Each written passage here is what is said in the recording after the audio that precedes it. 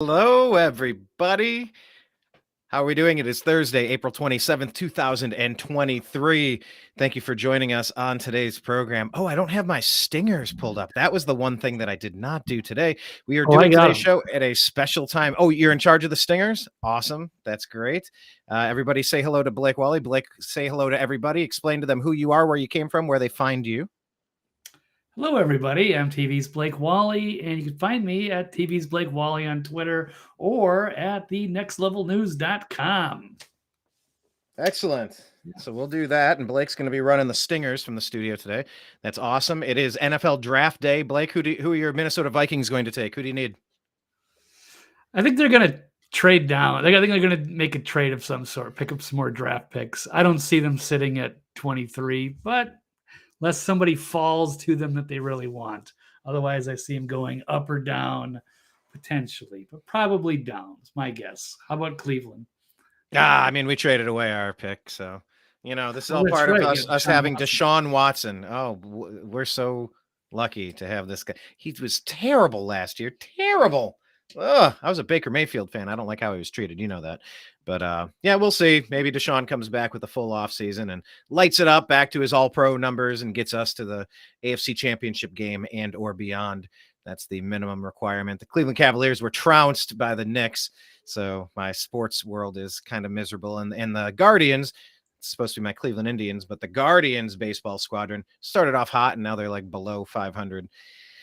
Que sera. But there's more important stuff going on. Blake, give us the rundown of the important stories in the news that we're going to cover, and then I'll play our intro, and we'll get into today's show, shall we? All right. Well, let's see what we have. American media dead, legacy outlets completely compromised. Are they? I don't know. We've got debates on important topics no longer permitted on mainstream news. You can tell us whether you agree or disagree. We've got an ex-Tucker Carlson producer as a strong case for lawsuit against a hostile workplace. Agree or not? What about, do you think deplatforming works and it's an important function in our democracy? How about Elon Musk? Should he be purging and meddling around with things related to pride and pedophilia? And lastly, unless we get some more, Biden administration, should they challenge the Tennessee ban on transgender transitions? So that's all that and more on the next probably 30 minutes.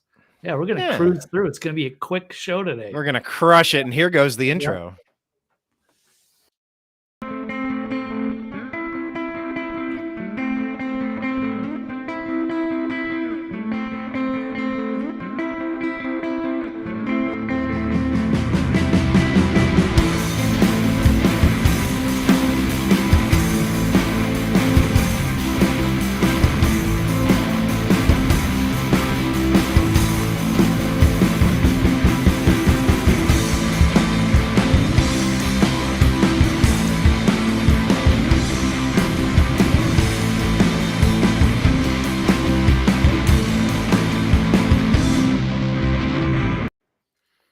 All right. I'm just seeing this story. I find this slightly interesting. Ex-Fugees rapper Pras Michel, who funneled $800,000 to Barack Obama's campaign in 2012, found guilty in a scheme to help China influence the U.S. government.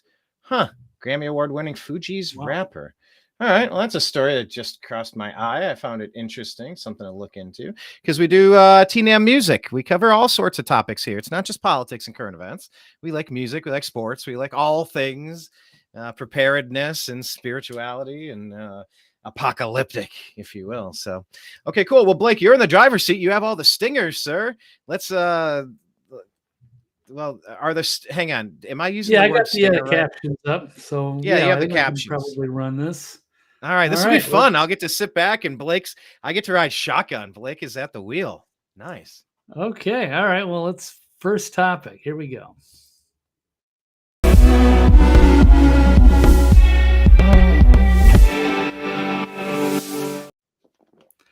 Okay, Brian, let's say the old American media. Is the old American media dead? And are the legacy outlets completely compromised?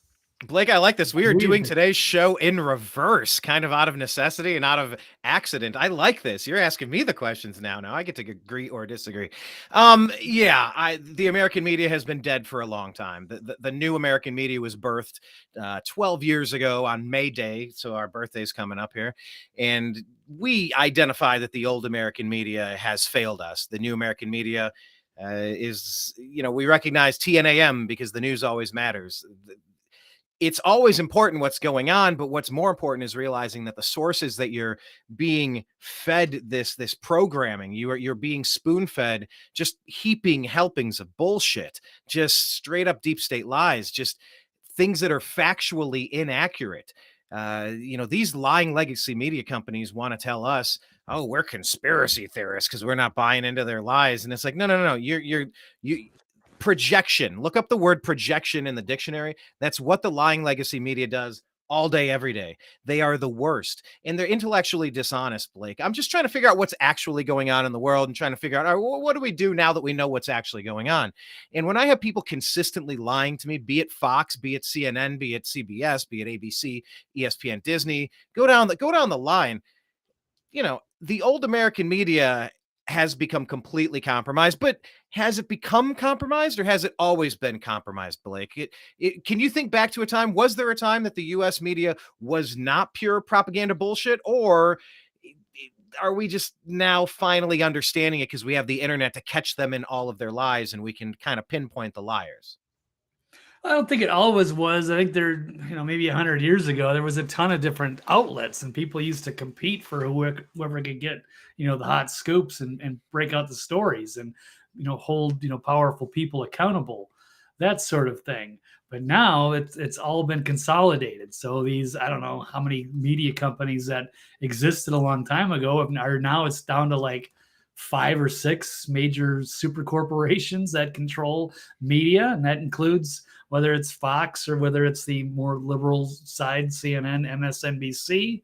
So it's really hard. Now it's kind of the uniparty. And we did have a little something. It was great, and this kind of ties into the whole, Tucker Carlson being, out of Fox News.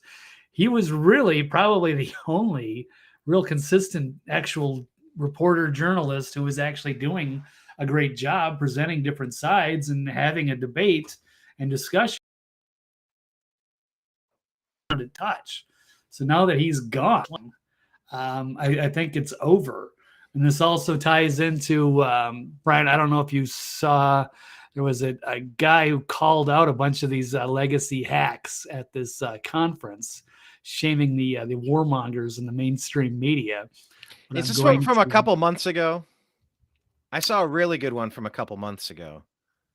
There have been. I don't know if this is the same guy or not. I know there was several activists in a crowd, and I think it was in New York, who did call out. And then as they removed each one, another person would step up and continue to keep calling out these people up there that are just these legacy hacks that are basically there because they work for the establishment. They represent and they control the news and information. So you don't get to hear a well-rounded discussion. You don't actually have debates anymore. So this guy's name is Jose Vega. He's an activist. And in this breathtaking moment of unbridled honesty and defiance, confronted the mainstream media powerhouses for their warmongering narratives and blatant disregard for the truth. It was a panel discussion at the Columbia Journalism Review featuring editors from New York Times, Washington Post, LA Times, and Reuters, called Fault Lines Up, a panel on building a democratic press. But it quickly turned into a moment of reckoning. So this guy seized the microphone, started bringing up, the Nord Stream pipeline, Seymour Hersh, Zelensky, Russiagate, bringing up a lot of the things that they don't like to talk about. So we'll run part of this. Oh, is this the lecture hall with Seymour Hersh? I'm looking for the one with Seymour Hersh because it's a policy and press hall event. Frank, can you hear this at all? Shouldn't we be talking about the Nord Stream since that's the biggest story of the century? And you guys, I'm sorry. I mean, you have the executive editor of the New York Times there who came out with a phony story to try and block Seymour Hersh. It's just kind of funny how that happened, I mean, did you even acknowledge Seymour Hersh?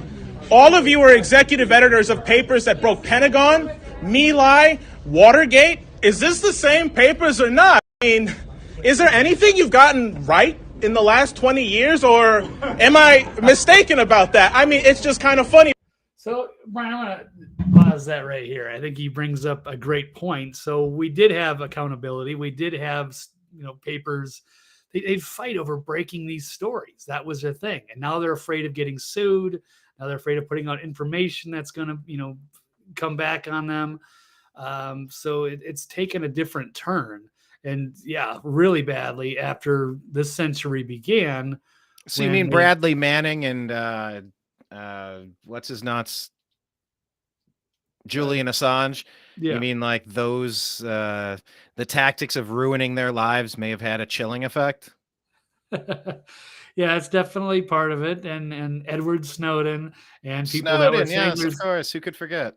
Right. But it was, really in the last 20 years, with 9/11 really feeling like we didn't really get a full investigation, as well as, weapons of mass destruction and reasons that we were sent into war. But these things didn't happen as much back in the older days. So but the establishment doesn't like that. And so they've basically bought up all the papers, consolidated everything, and now they control news and information. And without Tucker Carlson calling it out, now it's up to the independent media, guys like us, and so many others that have really dedicated a lot of time. Brian, we've been after this over 10 years. 12 years. 12 years, yeah. I will just, just to make sure we're framing it properly, though, go back to the days of yellow journalism, the William Randolph Hearst. You can go back through American journalism history. I think they were calling John Adams a hermaphrodite back in one of the previous presidential elections in the late 1700s. And, there's been name calling, and there's been a consolidation of media outlets. It was, in some ways, it was a lot easier to control and manipulate the media back in those days, where you could really just put your umbrella company over all of the major networks, because there were only like 4. And like now you said there's about 6. There kind of always were. And I guess there were the local channels, there were the local stations, the local papers. But the powers that be, looking like the Monopoly man with the top hat and the monocle, sleeping on bags of cash with the dollar sign on them. This isn't new. I'm just kind of adding, like, it's not like things have gone so bad since 9/11, which they have. But I'm just saying, like, the manipulation was easier back in the day because we didn't have instant access. New York wasn't really communicating with Chicago or San Francisco or Houston. And it like everybody kind of had the regional market, but you had like 3 channels. You had like NBC, CBS, and ABC. You only had a couple. Hello, and this is the nightly news. They'd sit around the radio and listen to the Orson Welles program. So, I think the manipulation has always been there. I think the part that might be causing them to lose their shit, like I said, is the internet. It is the great equalizer. It's just like the Second Amendment takes somebody old or frail or weak, and all of a sudden, if they're surrounded by 4 or 5 people, well, you have an equalizer. You have something that can allow you the chance to surprise people that thought you were an easy victim.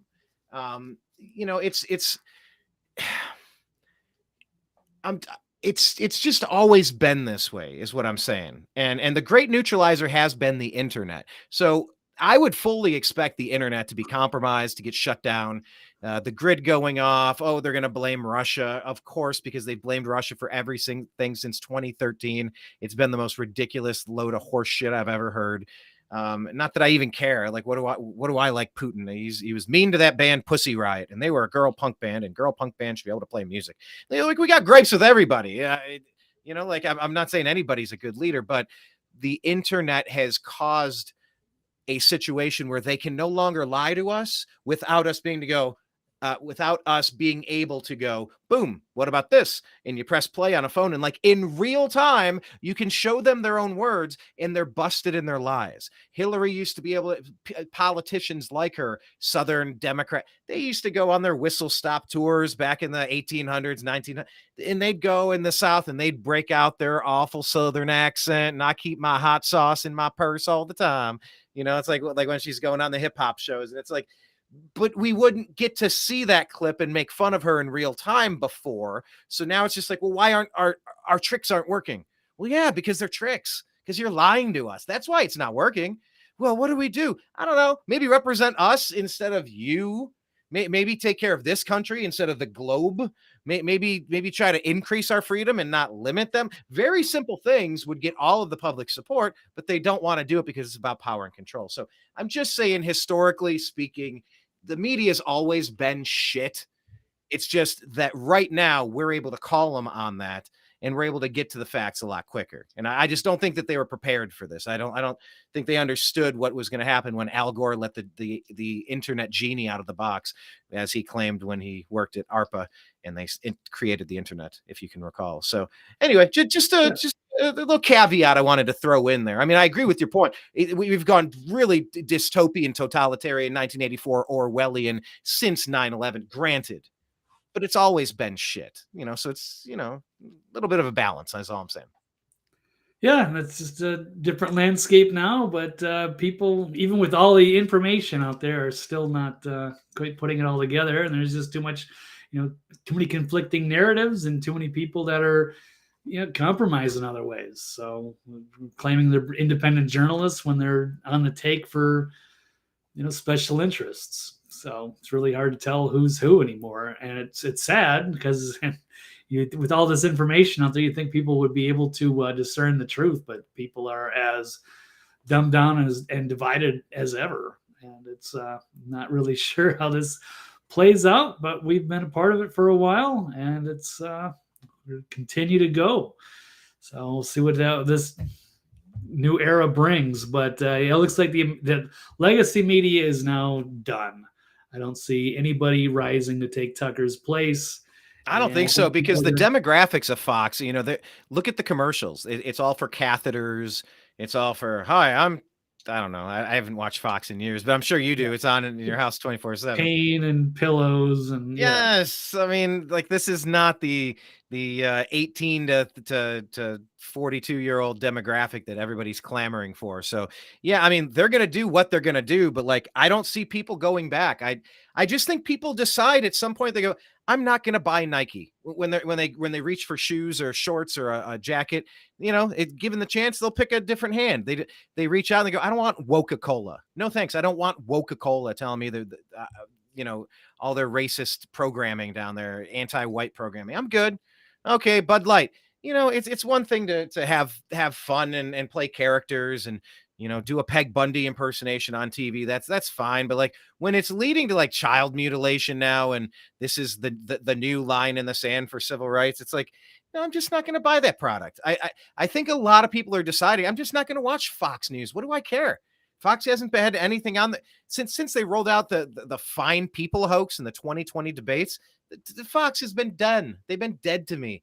They've had a couple of people, Gutfeld and Tucker, probably most obviously those two. But other than that, who cares? The whole media landscape, just like cable TV, has fragmented. It's like, I will never pay $135 for cable TV. Are you crazy?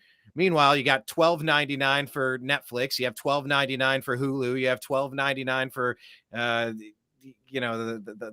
Disney bundle, Paramount, Paramount Plus, and you have a Sunday ticket for your sports game. You have the MLB League Pass or the NBA League Pass. It's like, yeah, now good. You did great. Now you're spending $350 a month instead of $135 because you've just gone down the rabbit hole. You're like, all right, I'm doing Mug Club on Crowder. I'm doing the Blaze. I'm subscribed here. I'm subscribed there. It's like, you got $5 and $10 going out everywhere, and you're like, now I'm spending $500 a month on my programming. So I don't know how we resolve this, Blake. I don't know what the landscape is exactly going to look like, but yeah, I think the general public has mainly tuned out the lying legacy media. I mean, look at you know, and then this is a Fox success story. Look what they did with Gutfeld.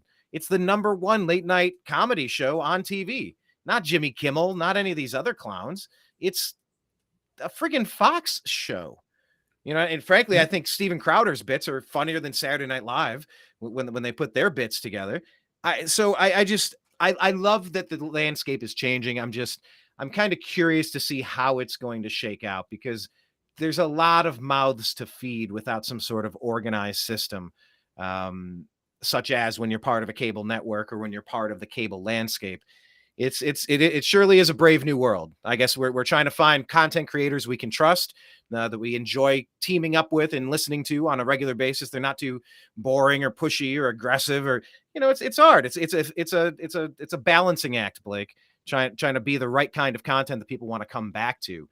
But, you know, here we are. Like you said, we've been at it for a long time. We're just doing what we do, and hopefully you enjoy it. There you go. All right, enough said. All right, well, lightning round. Let's begin. Yes.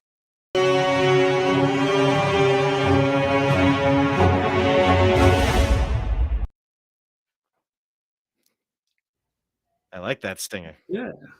So we'll say debates on important topics are no longer permitted on mainstream news.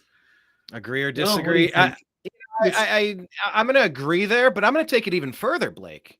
Yeah. I'm going to agree that debates on important topics are no longer permitted on mainstream news, because mainstream, we got to stop. We need to be very careful. Like when we say the lab leak in Wuhan. No. It's a potentially intentional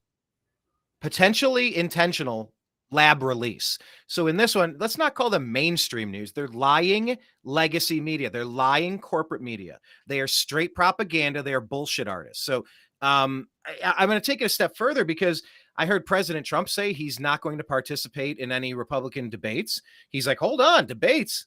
I'm the clear front runner, and I haven't agreed to do any debates. Why would I? No. I'm not doing debates. And then you saw Biden essentially say the same thing. He's like, nope, I'm not going to do any debates either. And it's like nobody wants to defend themselves in long form anymore. I think this is kind of emblematic of our culture, Blake. Would you agree? Oh, absolutely. And it's ridiculous. I don't understand. But well, I do understand. Yeah, it's just the establishment is freaking out. They don't like the competition. They don't like being called out. They want to control the narrative. And now they're just not going to have the debates. They're not even going to allow people to see a different point of view if they don't have to.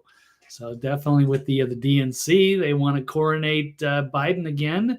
And they realize he's going to be vulnerable if he has to actually get on a podium and speak against somebody like Robert F. Kennedy Jr. or even Marianne Williamson or whoever they put up in the Democratic debates against him. So he's barely getting by as it is, and he has to, use note cards and teleprompters, and he still struggles through it. So he's not going to be able to carry himself. He's struggled in 2020. So 2024 is going to be a lot worse as he continues his cognitive decline.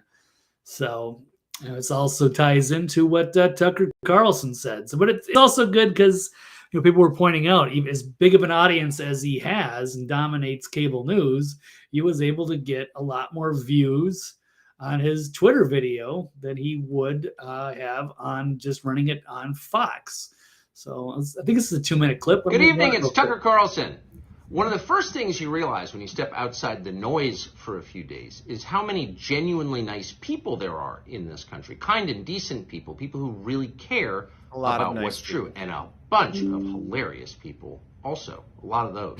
It's got to be the majority of the population, even now. So that's heartening.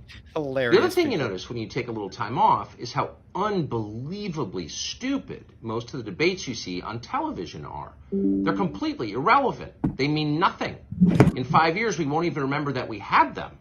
Trust me, as someone who's participated. Okay. We can get right back to it because I think it's important. Like anytime somebody gets silenced, we need to and please let's get back to it. And I know we're short on time, so we'll be quick. But shit, what was the point I was going to make right there? No, just about, when you and I do our show rundown and we try to pick like the top 5 or 10 stories that we want to talk about. And, sometimes it's important. We get sucked into these circus sideshows. And it's like what Tucker was saying is it's like, we're not even having real important debates about the most important topics.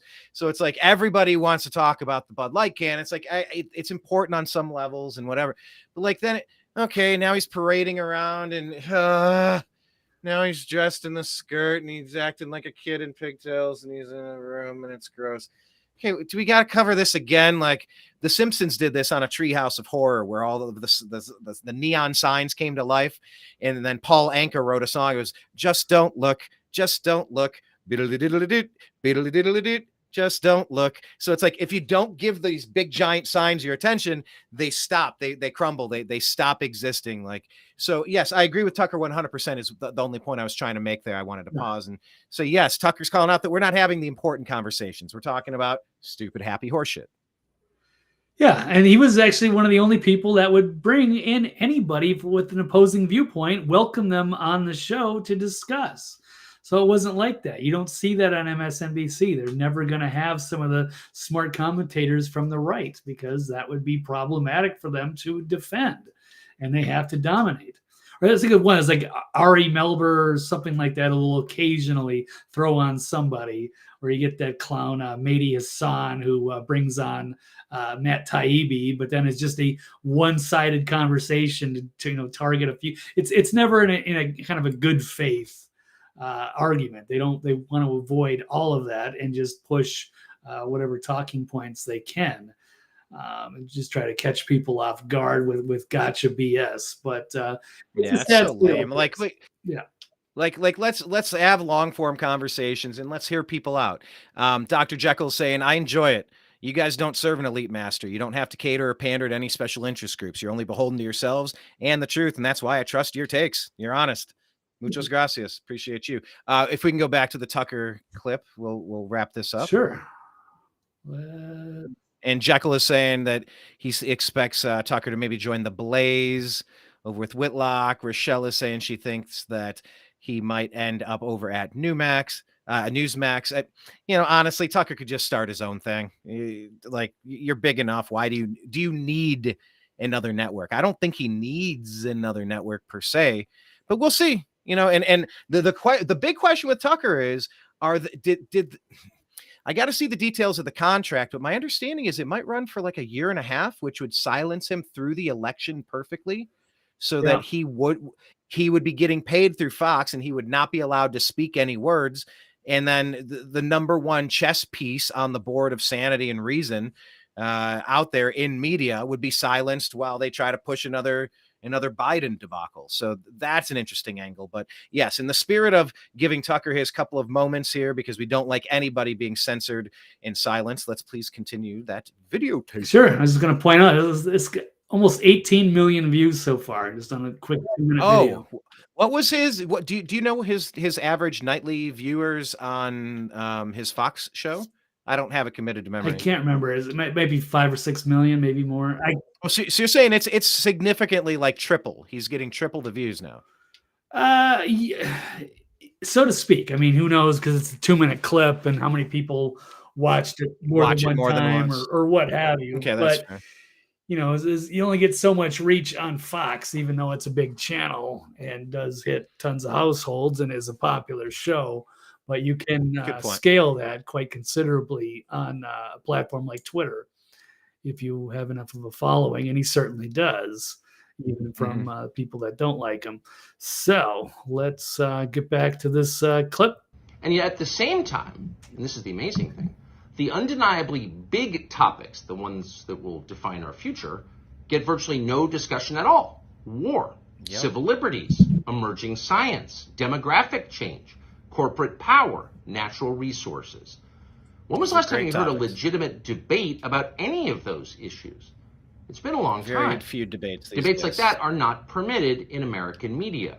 Both political parties and their donors have reached consensus on what benefits them, and they actively collude to shut down any conversation about it. Suddenly, the United States looks very much like a one-party state. That's a depressing realization, but it's not permanent.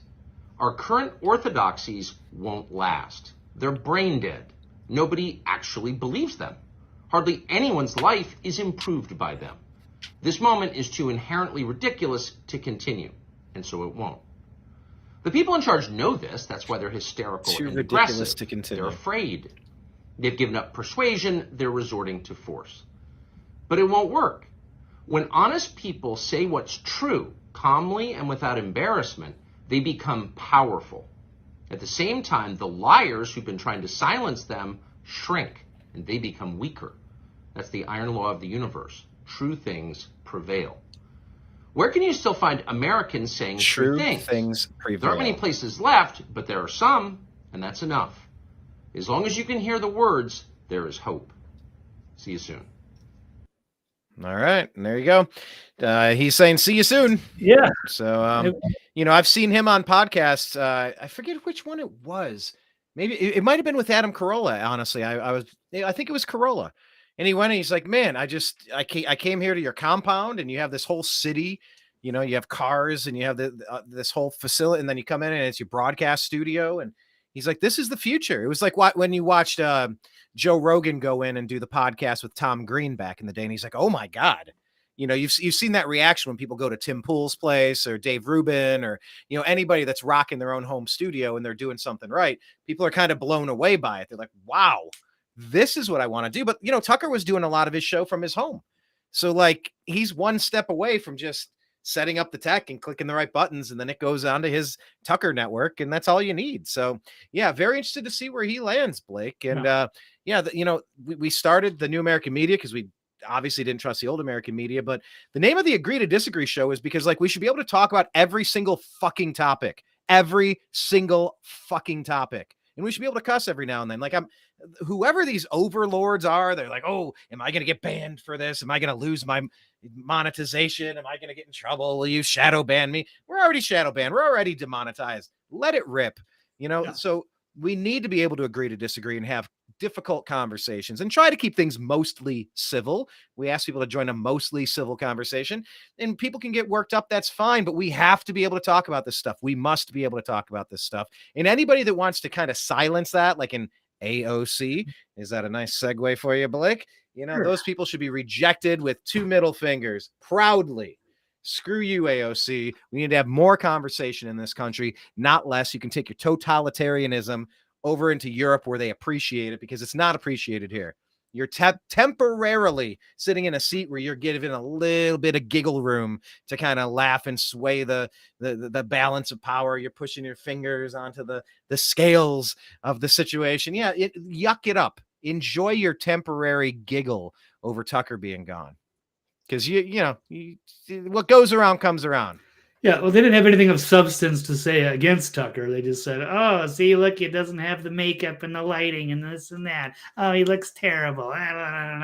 They could never address, what subjects that he's bringing up.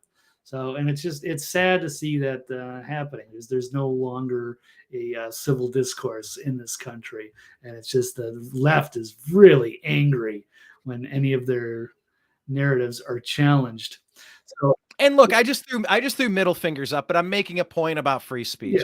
Yeah. If I have a guest here, I'm going to be a little bit slightly more respectful. But in the regard of, because I remember meeting what's his name, Pierce Morgan, and I said, I was in a situation.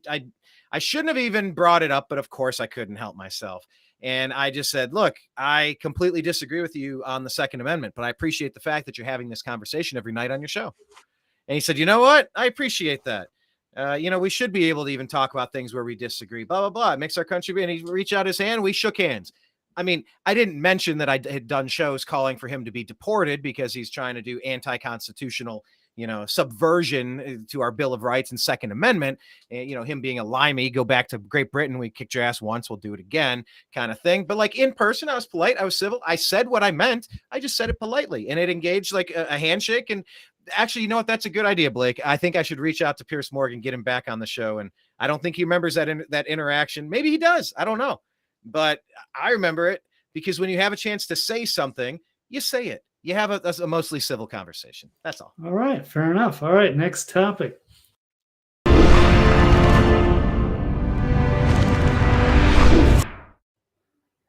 Okay. Well, we had the segue here. So, what do you think? Deplatforming works, and isn't it an important function for a healthy democracy? It absolutely works. I agree that it works, but I disagree that it's an important function for a healthy democracy. It's an important function for a totalitarian dictatorship hellscape. Yes. So the tyrants, the true fascists, the people who like to merge government with private industry, like the AOC, that smug little smirk on her face in that right hand picture.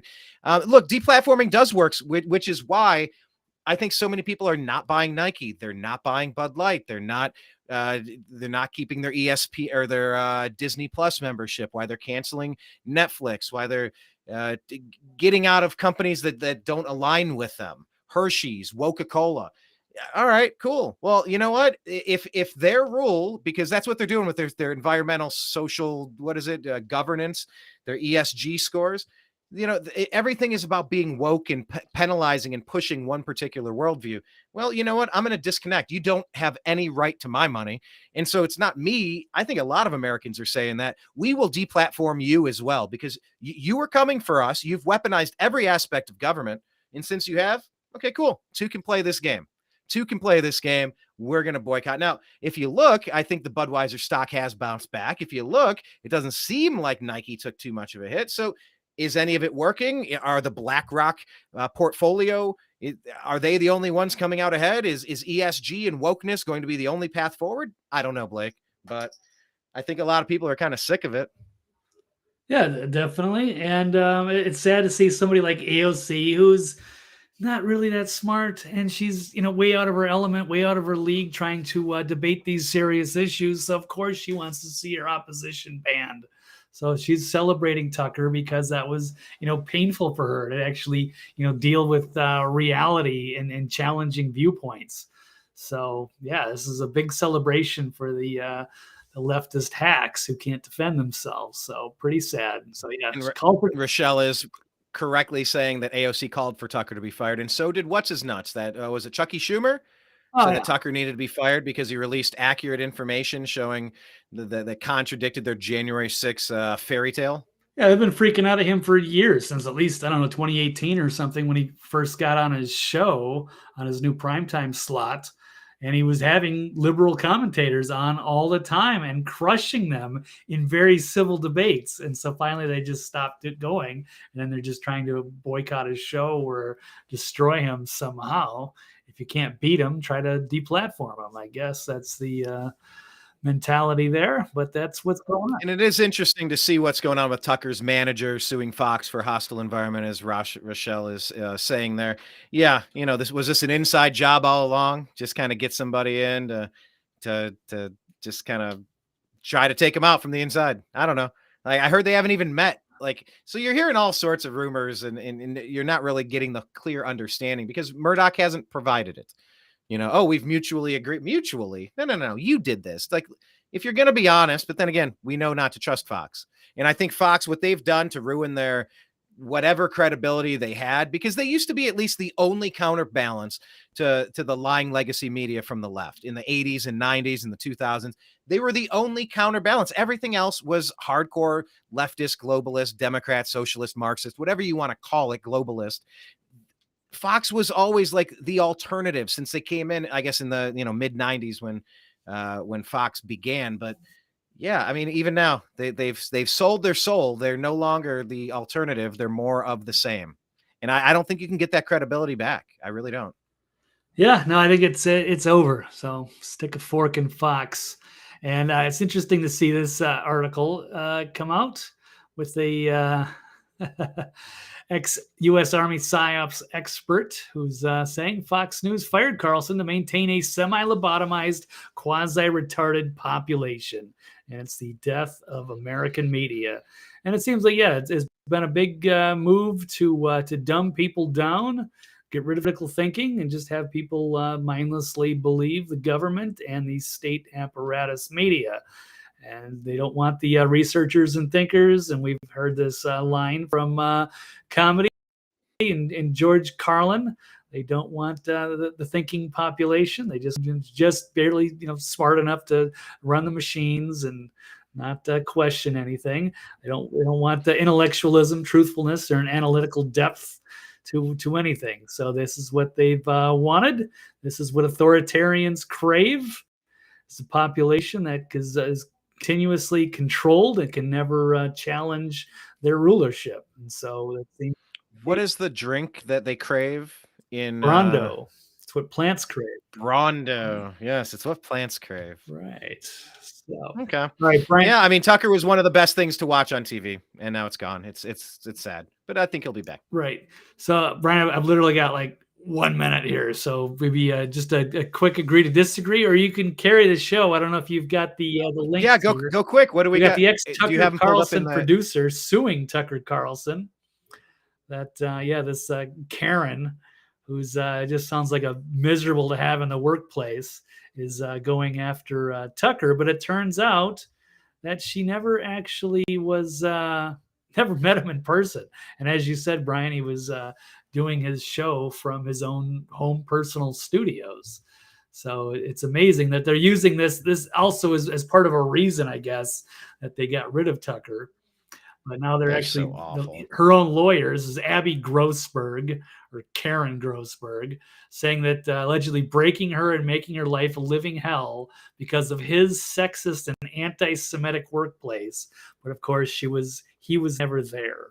So how would she know? Just because a couple of producers, like apparently this lady's just a total square, never been around. Like I don't know, maybe she went to private school. Never went to public school, never sat in a bar, never went to a sports game, and she's easily offended by the way people talk in real life.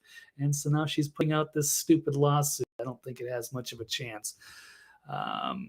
Brian, any thought on that for us? No, I mean, whatever. Look, they say you could indict a ham sandwich. Well, you could fire anybody for anything. I mean, we've all worked a job and we've known that like our day is coming. The sword of Damocles is hanging over our head. We got a new manager, a new supervisor, an acquisition. We know that we're probably on our way out.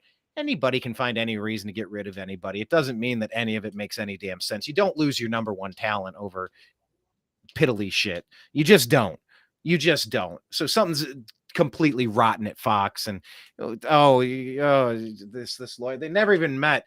Get out of here. I'm putting zero credence into this stuff. I really do not believe a single accusation made upon anybody anymore. That's where I'm at after Kavanaugh and the Covington kid and Rittenhouse. It's like all these fake accusations, Bubba Wallace, Jussie Smollett. No thanks. Any accusation, I want to see a list of facts. Otherwise, I'm not even going to weigh in with an opinion. I just automatically don't believe accusations these days. They've done that to us. They've earned it. Absolutely.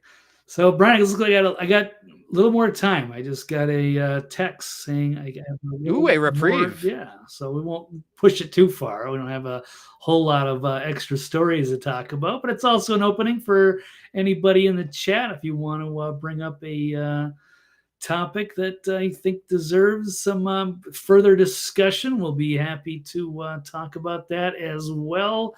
Brian, we've only got a couple more stories on the board, so why don't we bring up, let's go to another stinger. Here we go.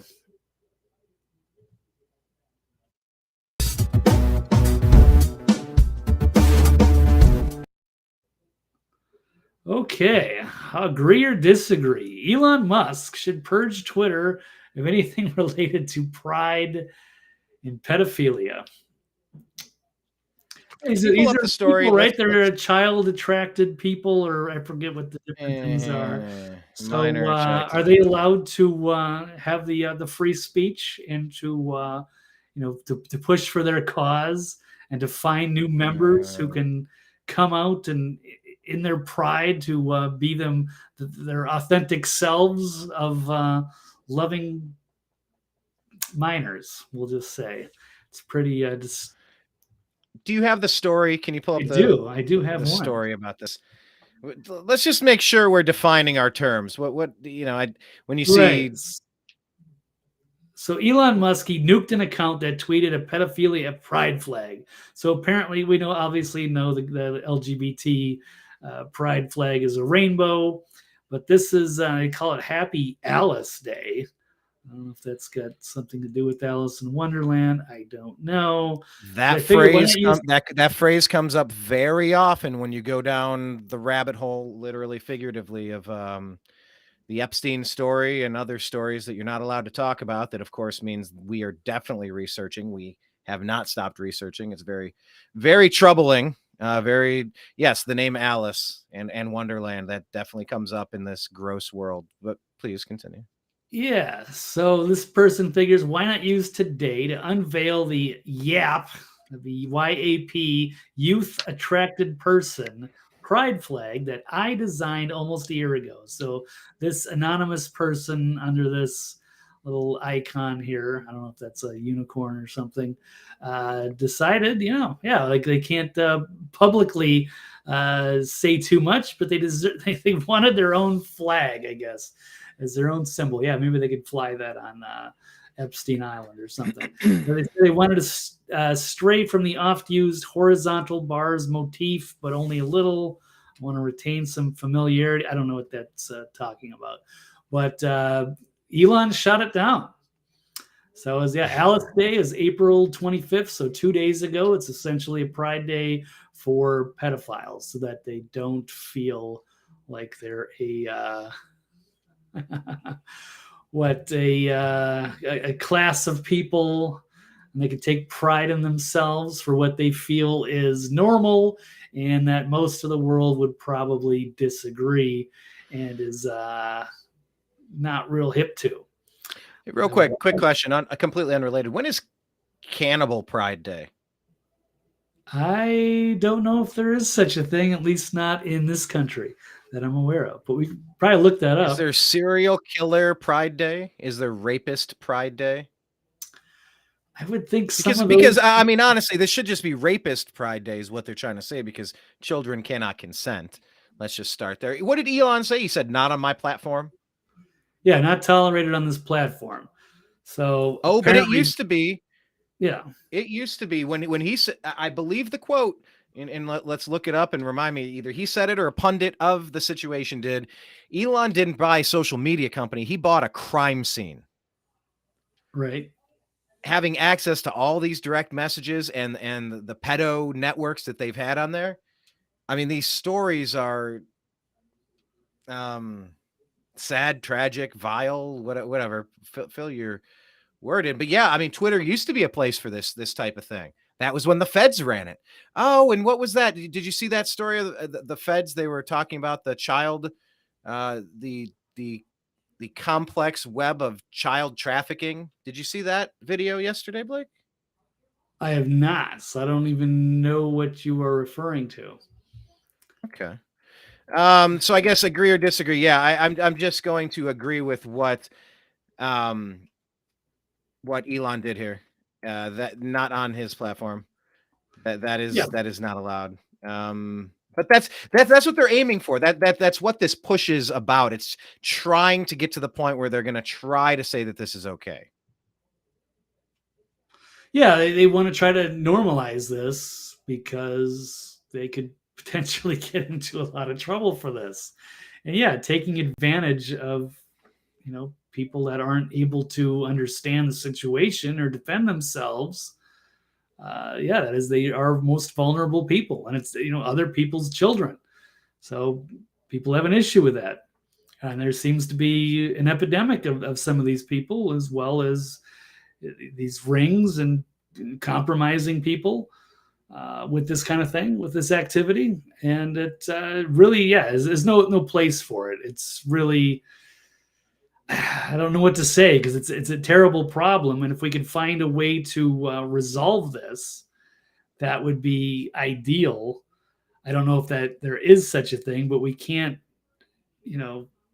share this planet, share this space, if we can't agree on certain things like, protecting our youngest and most vulnerable, where you have, certain elites or people that prey on this. This is not normal activity. So where does this end, or how do we quarantine these people? We'll definitely have to, purge them off the platform. I don't know where you're going to put them. They need to stop this. Where do this you put trend. them, Blake? Where do Well, that's the you thing, put them? right? So without Gallows or a wood chipper? that's the problem. So what if the most powerful people on the planet are involved in these things, and a lot of people think they are, whether it's Catholic Church or the royal family, or whether it's DC, whether it's Hollywood. If you these Jeffrey Epstein, you have these situations all over the world, and if you have this harsh punishment, oh yeah, we should put these people immediate death, wood chipper, but the most powerful people in the world, with all. So how are they going to react? They're not going to be like, oh yeah, just here, hand me in, arrest me, throw me in a wood chipper. So how do we? Is there negotiation with people like this to back off? And there's going to be some kind of a mercy, but you got to stop preying on kids. You got to stop meddling with the good people of this world. Can they share this space, or is it too far gone? So this whole thing might just be a lost cause. The recidivism rate of child abusers is through the roof. These people, on average, do not heal. They don't figure it out. They don't get better. They continue. And this is from my years of studying. What if they start a pattern? Human psychology. Right. So if these predators, this isn't me saying, a lot of them were molested literature. themselves. Right. Well, a lot of them were also preyed on themselves. So if you could stop that pattern, so if I don't know, I guess if they were taken advantage of as a 7-year-old or something, sometimes when they get to adulthood, they go after a 7-year-old. It's like a psychological pattern. So is there a way to stop that pattern without the punishment and find a peaceful negotiation? Or is there just going to have to be a civil war at some point because we just can't coexist with these people? I don't know. So these are the questions I've had to ask and try to figure out, is there a way that good humanity can take the planet back? I don't know. I mean, you got wolves out there, yeah, in the neighborhood, and you got your hen house. I Right. mean, you gotta set the traps. You gotta take them out. Like there's no negotiating with a wolf. This is the scorpion on the back of the turtle riding across the lake or the river. No, I mean, they're gonna be who they're gonna be, which is why this is so important. Right, but if they weren't taken advantage of when they were young, then maybe it wouldn't have happened. So if you can stop somehow, I hear the same. Right. I hear the same argument being used with poverty. Well, this person's parents, they were impoverished, so of course they're going to grow up and commit crimes. I don't think so. Well, their parents smoked, so of course they're going to smoke. Well, yeah, you don't have to. No, I don't. I clearly understand that when you abuse a child, you break their brain, which is why I am zero tolerance on this. Line in the sand. Yeah, taking there is advantage no shades of Right. gray. You break them. You break their brain. Dissociative disorder. Like you ruin a human when you abuse them. So there really is no forgiveness. It's like, well, it was done to me. Well, if it was done to you, maybe you should have realized you shouldn't do it to other people because you realized it sucked. Yeah, well, little Timmy punched me in the face, so I went around and punched everybody in the face. Well, sorry, punk, you don't get to do that. Like if someone punched you, let's talk about it because they shouldn't have done that. But it doesn't give you carte blanche to run around abusing people. Nope. Well, they're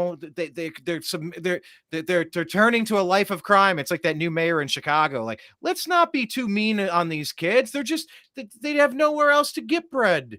I mean, you hear the dumbest shit come out of the mouths of these people. So no, I mean, number one, yes, take this stuff off of Twitter. Good on you, Elon, for being the opposite of what the feds were running it like. But I mean, Blake, I get your point that these are abused people that are abusing people, but so, I don't know. But then again, Batman's parents were killed, so he got to run around and rid the streets of crime, right? I guess if we're gonna go Batman style. Need some vigilantes. Yeah, I don't know what else to do. If you've got this many powerful people that are completely compromised, blackmailed, all powerful, and they're into this kind of stuff, is there a negotiation for them to step out of power without, you know, Well, look, whether these capital people like punishment? it, I don't know. I don't know how whether to these resolve it. people Yeah. like it, Blake, whether they Yeah. like it or whether it's part of just a pure blackmail. It's like, hey, you're gonna have all the power in the world, but we're gonna need you to do this thing, and we need to get it on camera, and to never cross us publicly. And when we say jump, you say how high, and that's the way it's gonna be, or else. And then they show you a clip of Kennedy riding around in his convertible. Yep. There's no negotiating here. This is demonic. You don't negotiate with demons. You just can't. There are madmen out there, and you have to permanently cage the monster if you're not willing to exterminate it. That's it. You got monsters that are trying. Yep, you do not negotiate with the devil. There she is, MJ Sedona off the top ropes. This kind of goes into this. I want to play a moment here, Blake. I don't know exactly what the footage is here.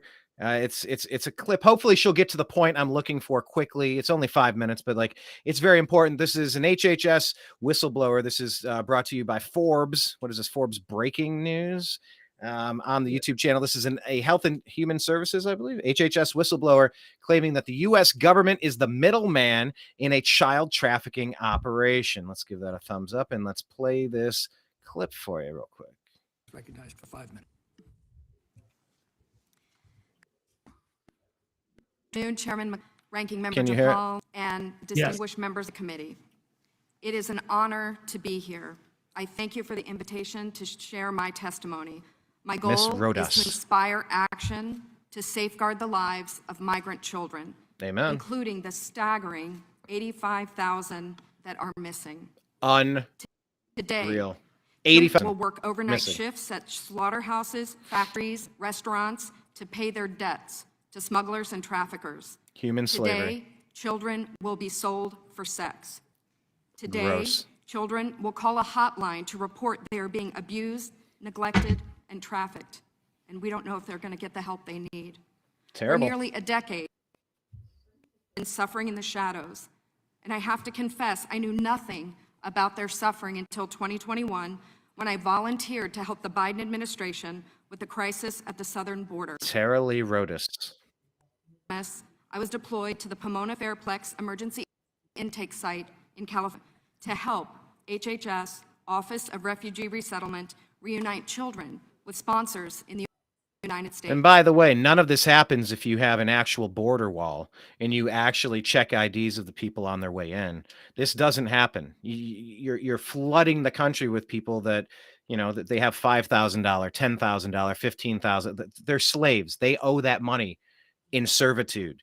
They're going to create their creepy videos, their illegal, gross, demonic videos. They're going to sell them to other people. They're going to have them working as slaves in all the places she referenced at the beginning, Blake. It's, if you had a border where you could check the people that are coming in, wouldn't this greatly reduce, if not completely remove, the opportunity for this stuff, Blake?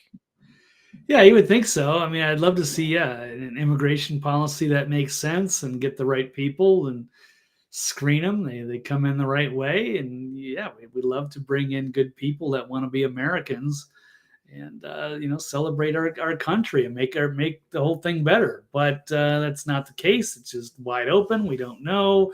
Yeah, you're right. They come in there, they're smuggled in with wristbands, and they got to have it's a bounty, basically. They have to pay off to the cartels. And we don't know where a lot of these people go. Some were supposed to show up in trial. They rarely do.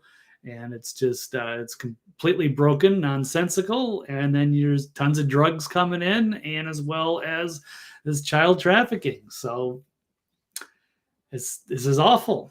And it's amazing that's one of these stories where people don't even seem to care on the other side.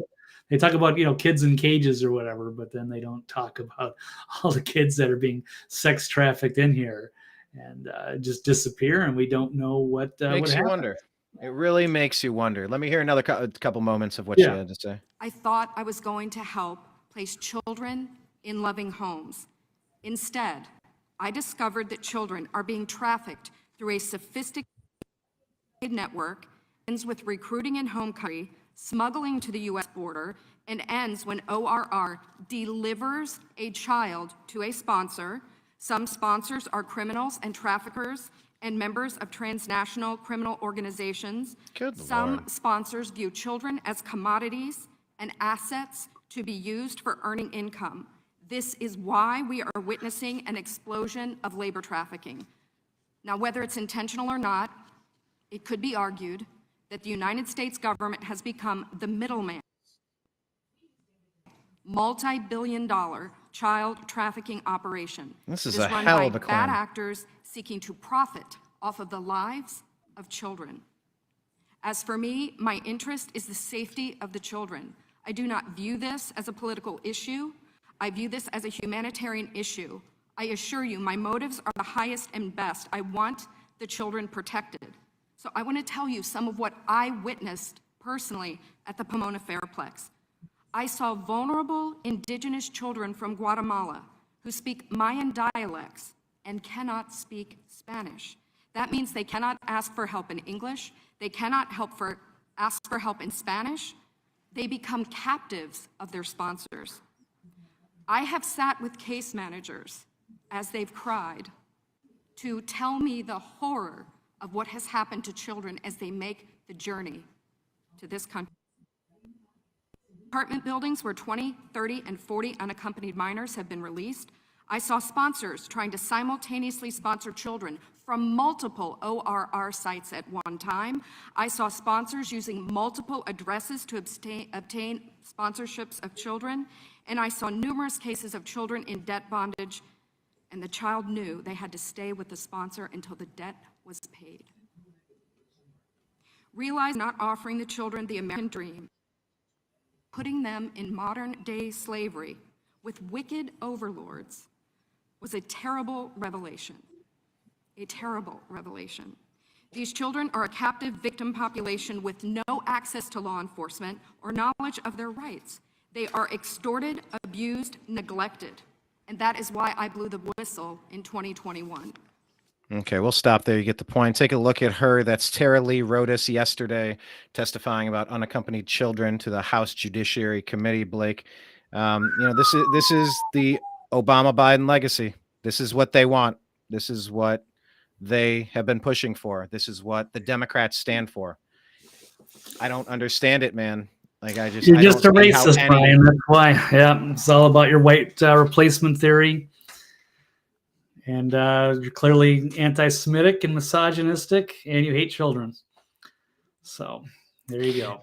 That really is like check the box. Was that 3 or 4 slurs? Like literally anything that's said, that's all they have. It's an automatic reaction. It's a reflex. They just have to check one of those 3 or 4 boxes.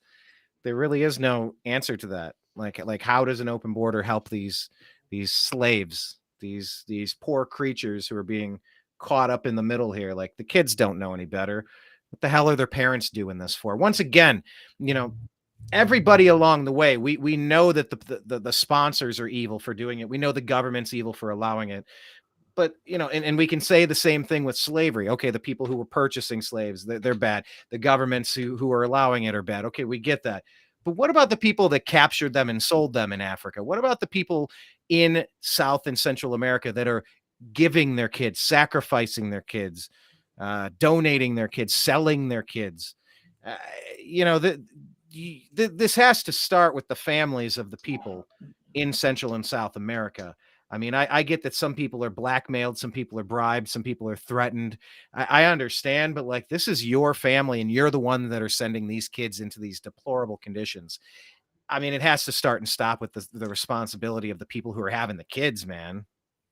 I don't know exactly what they know. I don't know what information they're being told. So they probably don't have, great internet and don't have access to great media. I'm sure the coyotes and the people that sponsor these kids or benefit from it tell them something completely different.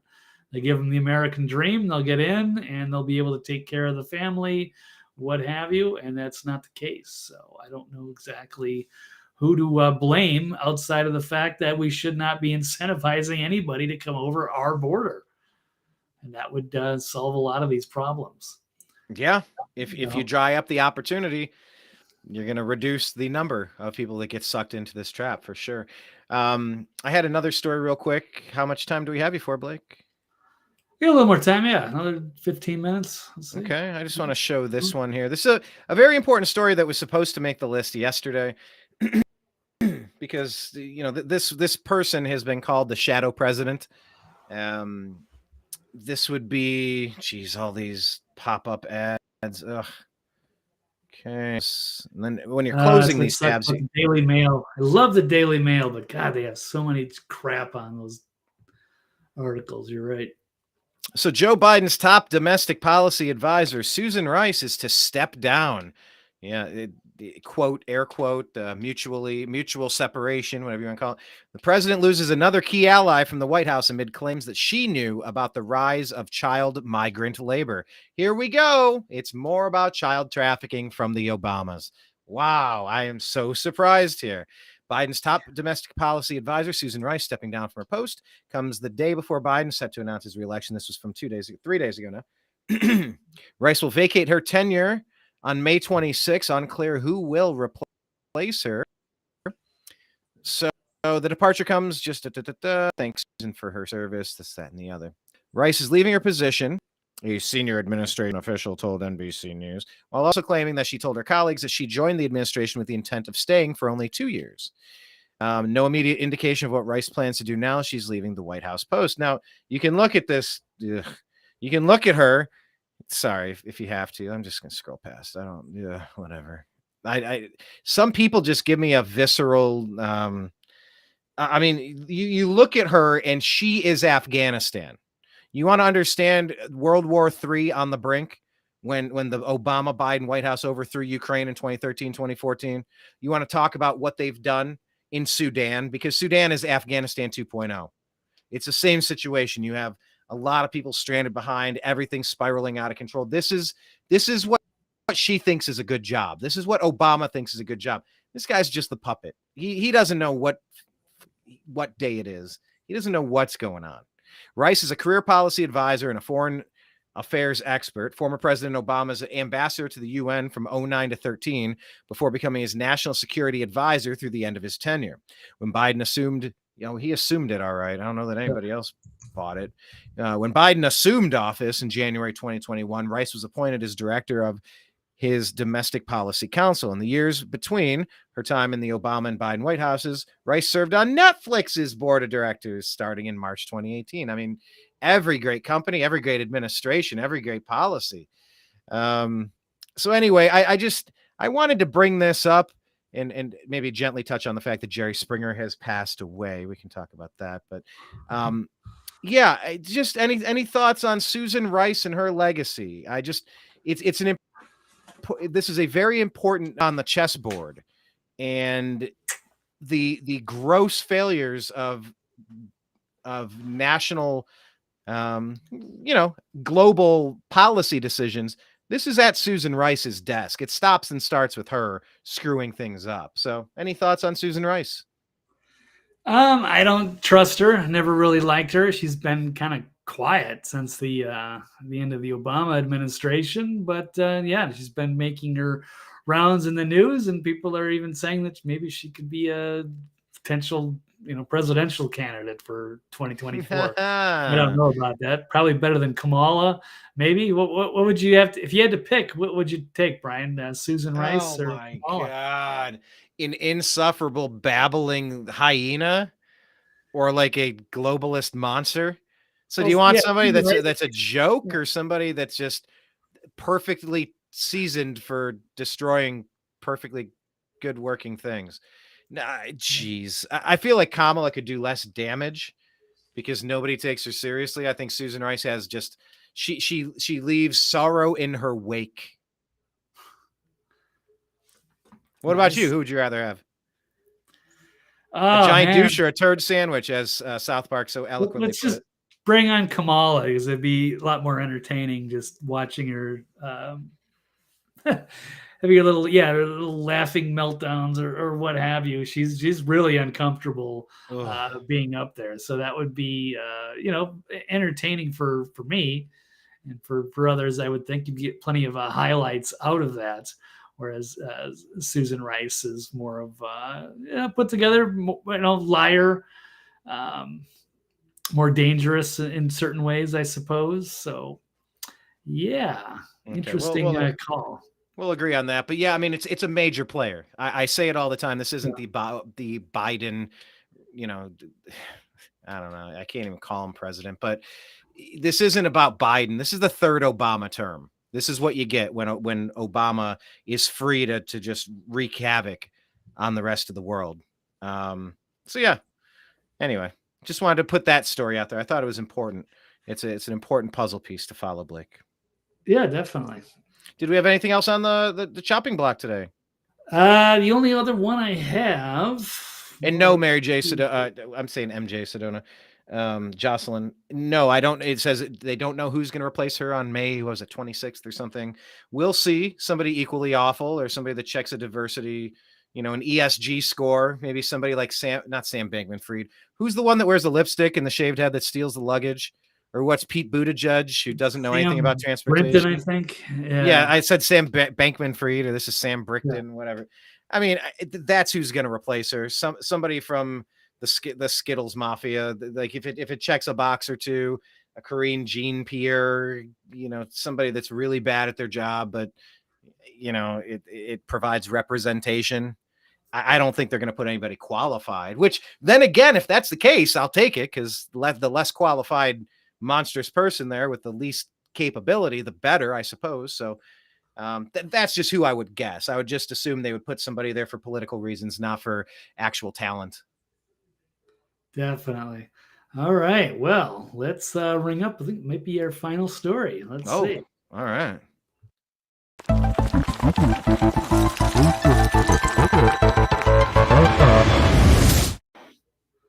Okay, Biden administration, should they challenge the Tennessee ban on transgender transitions? And I think we should change the word here on transitions. You don't transition like that. You don't. A transition is like a metamorphosis, if you will. Like when I hear the word transition, it feels like a metamorphosis. Did you get the same vibe? You transition from one phase to another. A little bit. No, it's like a cocoon. It's a caterpillar into a butterfly. You don't actually become what you transition into. You things are happening, but you don't complete a process. You go through a heck of a lot, and I hope you enjoyed. If you thought tattoos were scary because they're permanent, go in and change all the plumbing and the wiring inside your house to the point where it doesn't really work, and you got to clean the ducts twice a day. Anyway, itchy and painful, and right. And if you're an adult, then fine. I hope you're happy. You can live with the mistake, perhaps. But if you're a kid, yeah. So once again, we just got to be careful with the words we're using, and I just don't know that I want to keep saying transition, because I think it implies that you do complete a process and you're good, and then you're done, and then you're in. You transition from your time in the minor league. Look, you transition from your time as a collegiate athlete to an NFL athlete tonight in the NFL draft, when you can become a superstar and provide for your family. You've transitioned from the college football world, NCAA, to the pros. You don't really transition into a woman or a man. Right. You can't. So you think transition biology to improve at the same time? Not even improve. It's just it's to complete a life cycle, and you are now once again a metamorphosis. You are now a butterfly. You don't become a butterfly after these genital mutilation surgeries. You become a version of what you used to be, and with medical problems, and not what you probably hoped you would have. I mean, if I had a fully functional unit and I felt like I'm just trying to imagine if it were me, and it's like I don't know, I wouldn't want to slice it open like a hot dog, like when you put a hot dog in the microwave for too long and it splits at the end and it breaks apart and it's all just like, you ever do Right. that with a penis, Blake? No, you ever do that with a hot dog in the microwave? If you woke up tomorrow and you were like, "Oh my God, I just realized all these years I'm gay," would you would you just be a gay guy, or would you transition to be? Are you saying I would wake up in this hypothetical world that I would wake up? You said as a gay guy, or I If would you just feel like woke a up woman? tomorrow and were like, "Oh my God, I just realized I'm gay." Like Well, that's different from realizing I'm a woman. Well, So right, but I mean, would you become a gay guy, or would you try to transition into a woman? Once again, you can't transition into something you can never become. You're right, you can't. You'll never But have people ovaries. do, You'll and they never have a gender fallopian dysphoria. tube. You'll never have a Right.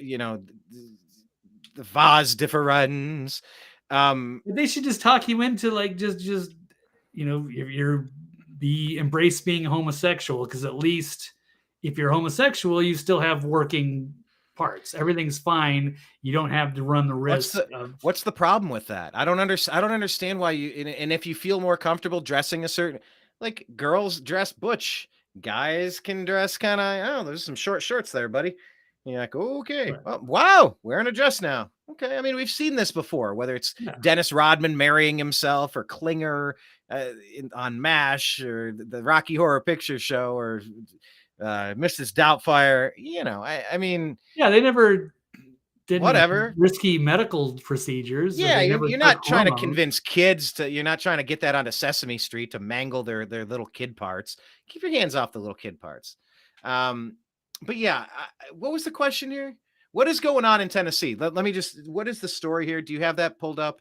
Right. I'll pull up a story here quick. Here we go. But it is odd, the fascination about this tiny little segment of society that pretty much kind of started around 2013, 2014. I don't know what else was going on, perhaps politically, in the world to maybe make this such an important issue for the Obama administration to spend so much time, because once again, this is the third Obama term. It's an obsession for some reason. It's their favorite topic. I'm just trying to make sense of it all. I have not a clue. Big Mike. I don't know who you're talking. I have no idea who you're talking about.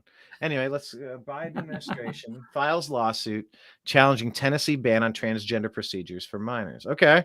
So Tennessee made waves, I guess. Department of Justice filing a lawsuit yesterday challenging Tennessee's newly enacted law banning transgender medical procedures for children, arguing that the legislation violates the 14th Amendment's Equal Protection Clause.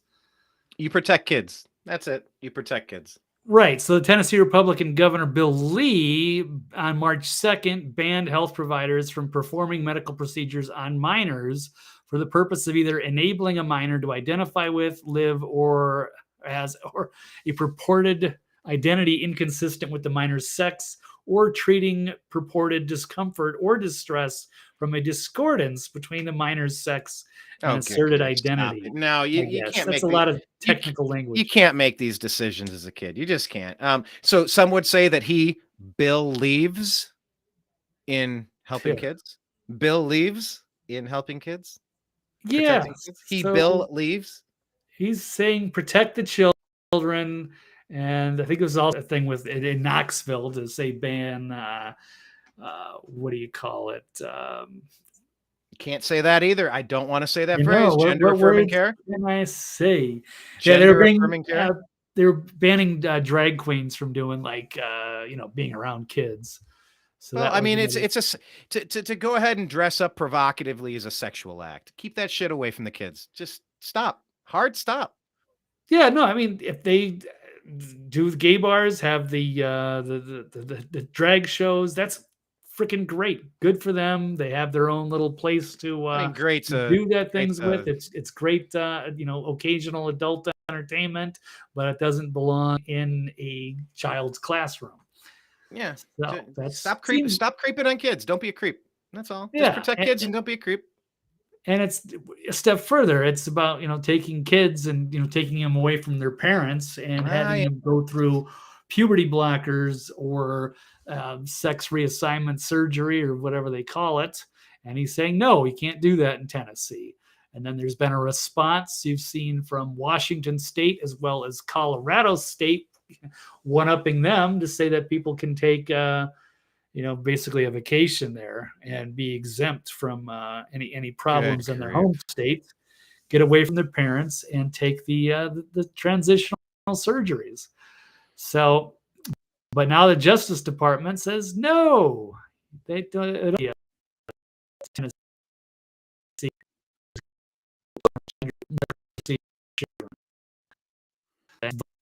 Their rights, I guess. They're too young to really know what's going on. Too young to consent. It's too young to consent. Yeah, that's what it would seem like, but that's not the world we live in anymore. So it is. No, it is. Let's just take that back. Yeah. It is. I want to pull this one up here. This is, once again, this is the theme of the past couple shows. And this is from USA Today. Who knows what's best for kids? Hint. Biden and Democrats don't think it's parents. President Biden's line that there's no such thing as someone else's child is a part of Democrats' belief that they know better than parents what kids need. I don't know if you caught this one, Blake. President Joe Biden riled conservatives this week during a speech honoring the nation's teacher. Biden quoted the teacher in saying their thing is someone else's child. He then repeated it and continued, our nation's children are all our children. It's one thing for an individual teacher to say that, but it's another thing entirely when the president does. It's on an increasingly common theme among Democrats that they know what's best for your kids. Republicans and parents are pushing back. The GOP-controlled U.S. House last month passed a Parents' Bill of Rights that would grant parents more access to what's going on in their child's classroom. And some of the key education measures that Florida Governor Ron DeSantis has backed center on similar themes. Parents have flooded school board meetings around the country, calling attention to content they believe is inappropriate for their children, often subjects related to sex and LG stuff. Topics. What was the word there? Themes. I read it as crimes, and I couldn't remember what the heck the word was. Yet these conservative Republican lawmakers are often slammed by Democrats and the left as tinfoil hat wearing fascist bumpkins who want to ban books. They are seriously, these people are so, like, when they say stuff like this, i.e. ensuring that there's age appropriate material in the school libraries. The left's no, not this one. It's weird how they put this article together. A new iteration of It Takes a Village. Biden got a swift response from with his comments, including school choice proponents, such as presidential candidate Senator Tim Scott. He's running for president. We do not co-parent with the government. That's just the perfect line. We do not co-parent with the government. And hard stop. That's it. That said everything that this deserves to have right here. He tweeted parental rights group Moms for Liberty, which has led the charge against sexually explicit content in schools. Yeah, right there. Tim Scott, Mr. President, you are absolutely wrong. Others compared Biden's words with a former Democrat presidential candidate, Hillary Clinton's "it takes a village" approach to raising a child. While it's true that children's lives are influenced by a wide variety of people, from teachers to pastors to neighbors to Netflix, what these Democrats are talking about goes beyond playing a supportive role to parents. Jason Bedrick, an education research fellow at the Heritage Foundation, says Clinton was referring to the government superseding parents. That's true for Biden, too. Biden's statement that there's no such thing as someone else's child and the nation's children are I have such a hard time saying this phrase, and the nation's children are all our children. That's Blake, read that line. Nation's children are all our children.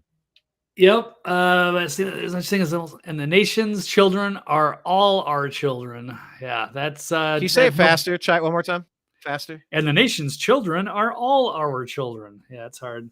Okay, well now you're our. Okay, you're over enunciating, but it's a weird. This is the second or third time I've stumbled on. Anyway, it's even more openly calling for the government to supplant parents. Bedrick told me. So is school choice the antidote? Biden's comments weren't made in a vacuum. It's a common refrain among Democrats. Last year, Michigan Democratic Party created a firestorm when it posted and later deleted the following on social media. Quote, The purpose of a public education in a public school is not to teach kids only what parents want them to be taught. It is to teach them what society needs them to know. The client of the public school is not the parent, but the entire community, the public. And in Virginia, ahead of the 2021 gubernatorial election, Democrat Terry McAuliffe said in a debate, "I don't think parents should be telling schools what they should teach." Oh, yeah, that buried him. Needless to say, he lost to Republican Glenn Youngkin, who made standing up for parents central to his campaign. Anyway, you get the gist of it. It probably goes on and on about school choice and whatnot. But I mean, any thoughts on this one? Like, they really are. What did we say the other day? We had a story about taking kids away from parents if they don't go along with child mutilation, against the parental wishes. What was that in Washington State? We just did a story on that 2 days ago. Any thoughts on this Biden quote? Yeah, that's no place in America. That's not how things are done here. So the government has no reason to be involved in that. So they want to supplant the family, but that's not the way it works. So they're just trying to do their own thing. And he's also mentioned that he's going to veto any bill that tries to ban transgenders from participating in women's sports. So it's just off the rails. He's just an empty suit and a rubber stamp for whatever crazy agenda is happening. And it certainly is crazy. And they keep trying to normalize the absurd. So well said, Blake. I got nothing to add to that other than we're living in strange times. And I don't like the guy that has a diary written about him from his daughter. And we've seen the depravity from his indigent. Is indigent? What does that word mean? Indigent? Indignant? Am I using? I don't know. I don't even know. Indigenous? Here, I'm looking it up. not indigenous. Know, right. No, indigent is not the right word. That's poor or needy. Ingrate of a son hunter. The depravity of his ingrate. So we'll go with ingrate. I mean, this guy touches kids, sniffs kids, makes people recoil from him. I mean, he's like a walking Mr. Burns if Burns were just a gross. I mean, everything about him is gross, and it's just like, we're coming for your kids. Come on, man. You know the thing. I just want to. I want your kids. I just want your kids. Okay, seriously, I want your kids. Freaking Biden. Yeah, they want to do transgender surgeries. They want to have parallel universe story hours. Yeah, they're going to screw up your kids big time if they don't abort them. We want your kids. Okay. Yeah. Predator. Who did I hear say that their party has become a death cult? I just read that yesterday or the day that they really are a death cult. The other way, I don't know. I mean, it's all about abortions and mutilating kids and child sex trafficking. Experimental vaccines. They're doing the Harvey Weinstein. You must insert this inside of you if you want to work. Yeah. Did you see what Trudeau did? By the way, final story. I'll make the Trudeau thing. Did you hear what Trudeau was saying? Yeah. I don't know if you had a story on that. I don't have it up in front of me, but yeah, he was saying that he wasn't forcing anybody to go along with his crazy agenda, but turns out that he really was. He put all kinds of pressure, and we all saw the trucker rally. That was a huge story. People trying to fight back for medical freedom, and they made everyone's life a living hell. They were even shutting people out of their banks. It was just tyranny right in their face. And so let's do this. I'm sorry. Finish your thought. Now he's acting like. Oh, now he acting like, oh, I didn't do anything wrong. Yeah, I wasn't making anybody do this. Like, what? Like we all saw what you did. Mm-hmm. They're trying to piss on your leg and tell you that it's raining. Here is a bit of an anthology, if you will. Just let's never forget. # never forget. I want to end today by speaking directly to kids once again. I know many of you are in virtual school again. Many of you have made more sacrifices over Christmas, over the holidays, not seeing your friends, not seeing your loved ones. This is not easy. And I know almost half of kids across this country have gotten their vaccine from ages 5 to 12. And they're are people who've probably gotten very sick from vaccinations. We know there is a risk, a very small risk, 1 in 5,000, that may get myocarditis, for example. 1 in 5,000. We need to get more. So please ask your parents if you can get vaccinated. What a creepy groomer. Protects. What a creepy groomer talking to kids to try to convince their parents to get this experiment. Oh my God. Your family protects your grandparents, protects vulnerable people. Was the Pfizer COVID vaccine tested on stopping the transmission of the virus? I'm sorry, Blake, you were making a point. Let me rewind it. What were you saying? I was saying, well, he's a stooge of the World Economic Forum, and he's the illegitimate son of Fidel Castro. Yeah, allegedly, perhaps. No, that is do you think that is 99.9% accurate. That is his. So you think it's that you're that convinced? It's I've damn near seen the research. Yeah, his parents were huge fans of Fidel Castro, and his dad Trudeau is like a really ugly, creepy little troll guy. He does not look like his father at all. But him and his young wife, I think he was like 20, she was like 20, 30 years younger than he was. And she was like a social butterfly. And they loved Castro, and they would go visit him all the time back in the day. And they would, hang out. There were, a bunch of rich people hanging out on boats, and they were swingers. And it's easy to make the connection. And if you put Fidel Castro next to him, you can see the resemblance.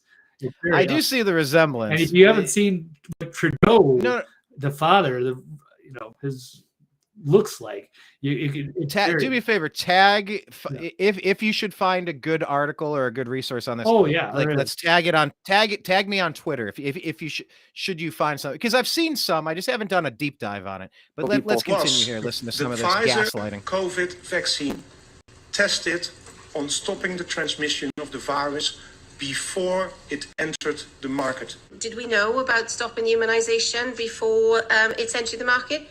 No.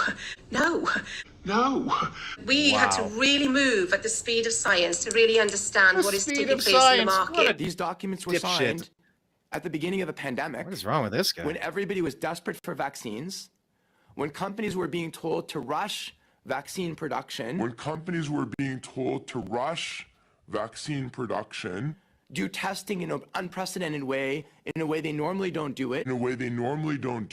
So these companies were exposed to way higher liability, putting their products on the market than they normally would, because they didn't do the type of testing that normally takes these years to come to market.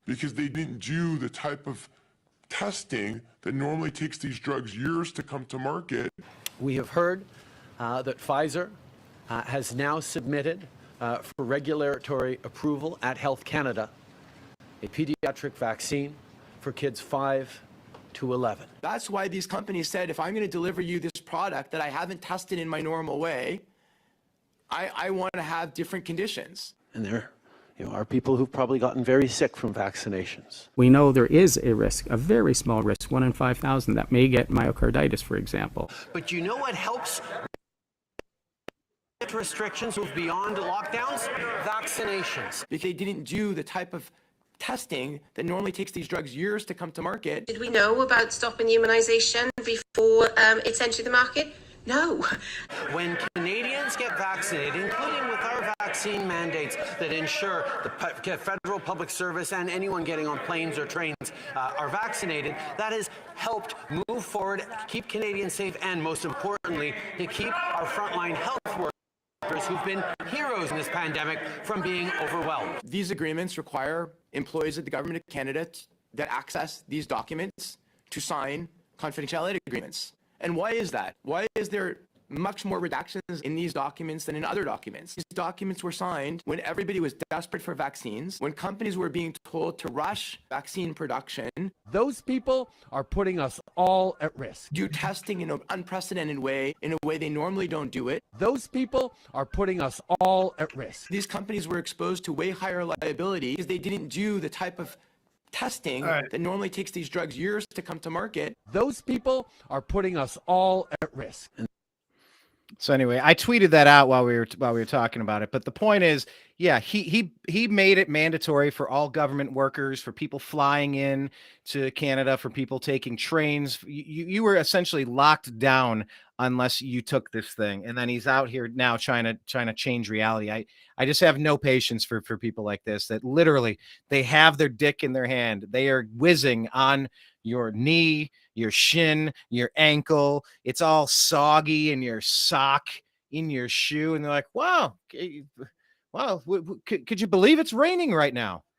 He's holding his little man meat and he's peeing on you while it's happening.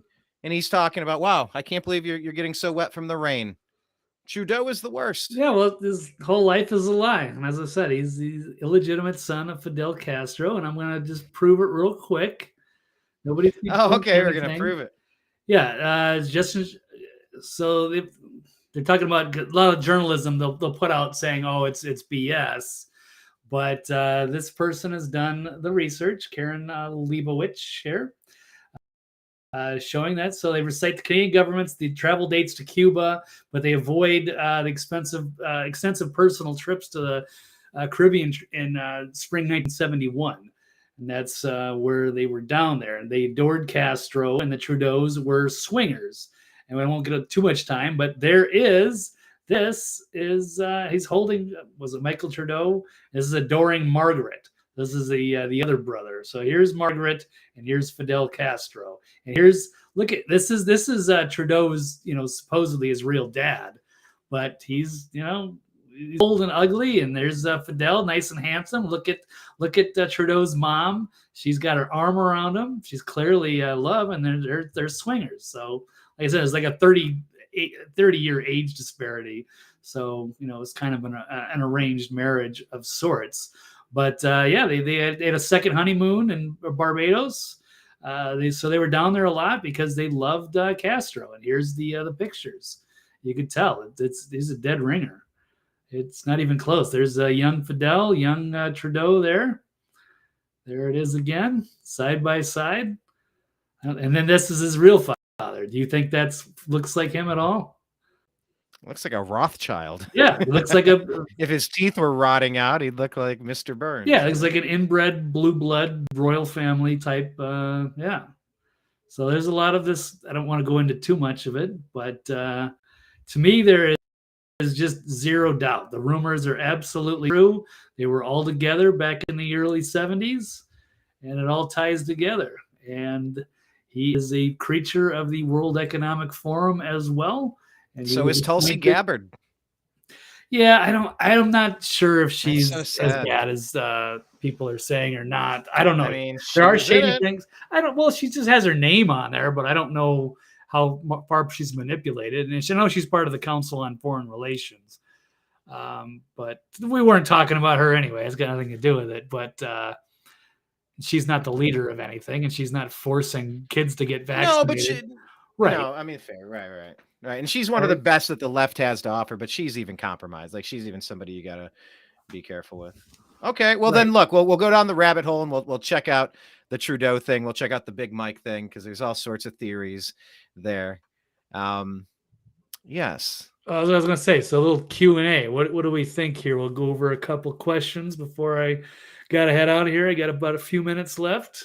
What do you think, Brian? The white hats, are they in control and taking down the deep state, or is it the black hats in control and taking down the country because they have a new plan in mind? Oh, God. You're asking me to... I hate the topic of hopium. Yep. Trust the plan. Every once in a while, don't you listen to the Dave X22 report? Hi, I love that show. I love that show. This is what he talks about. Stuff is crap. So, right. I would love to. I just, come on. What are we waiting for? Glenn Beck lost his shit on this. I think yesterday I saw a clip. He's just like, it's all in the open. Like, all of the crimes are here. The FISA warrants, the Steele dossier, the spying, the rigging of the all of it. It's all here.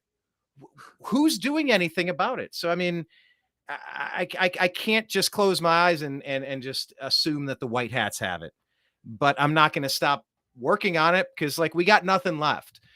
I've heard people say, yeah, you might die a little bit later, but you're going to get eaten too. Everybody's going to go down on this ship. Nobody's getting out alive. So you might as well kind of try to draw a line in the sand and push back politically while you still can.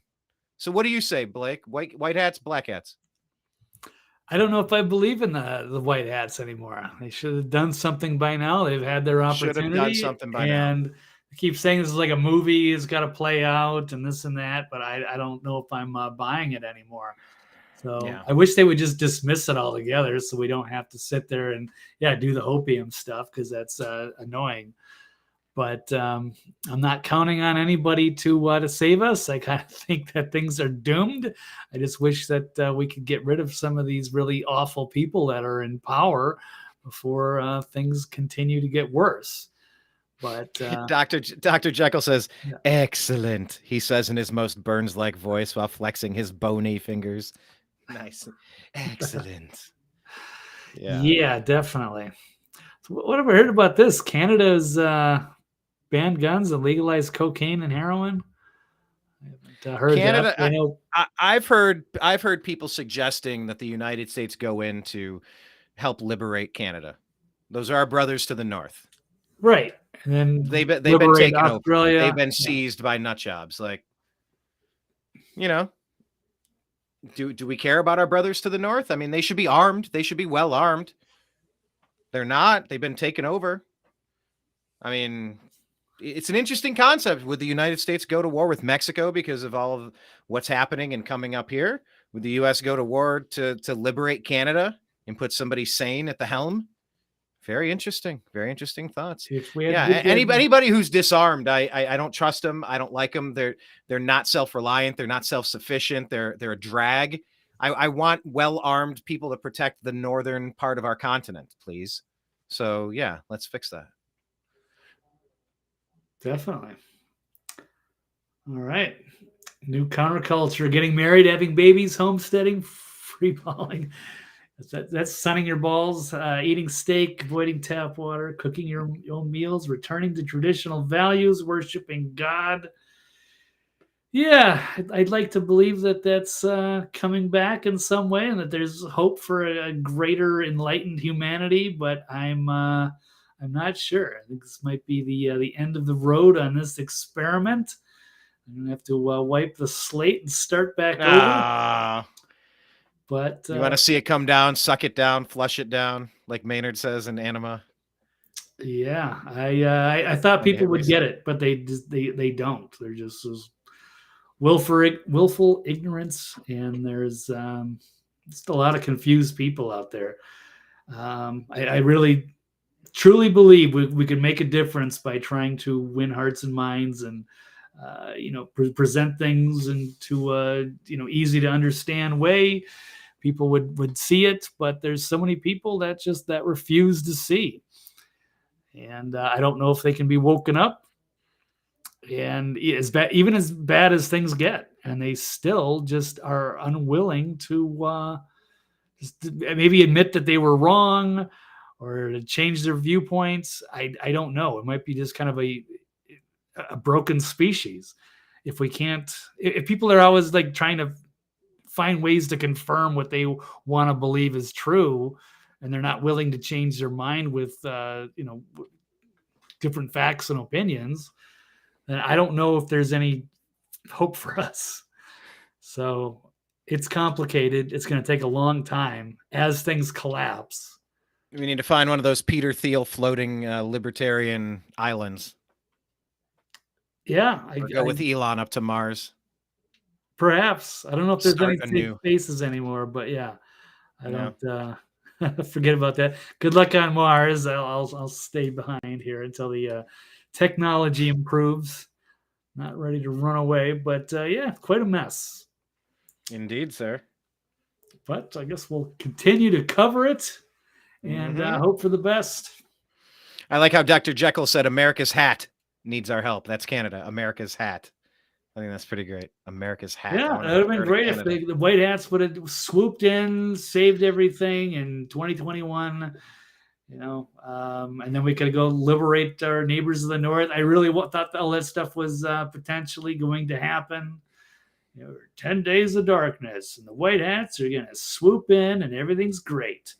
And then we just sat there waiting and waiting and waiting, and now we all. Well, that's the key. No more sitting and waiting. We just need to be aggressively discussing the important stuff. I think that's the answer. No waiting. We need to do our part, and then the chips will fall where they may. That's where I'm at. All right. Well, we'll see how it happens. To be continued, I suppose. To be continued. Yes. All right. Well, Blake, thank you for. I kind of like this with you at the helm. I might want to. I don't know. I have thoughts. I thought it went pretty well. Did you have any thoughts on how it went today? Oh, it's all good. Yeah, I enjoyed the show, and we'll just keep continuing, and we'll see what it ends up evolving into as we continue to do shows. Heck yeah. And get feedback and see what happens. All right, so follow Blake. He's on Twitter. He's at TV's Blake Walley, and then follow us.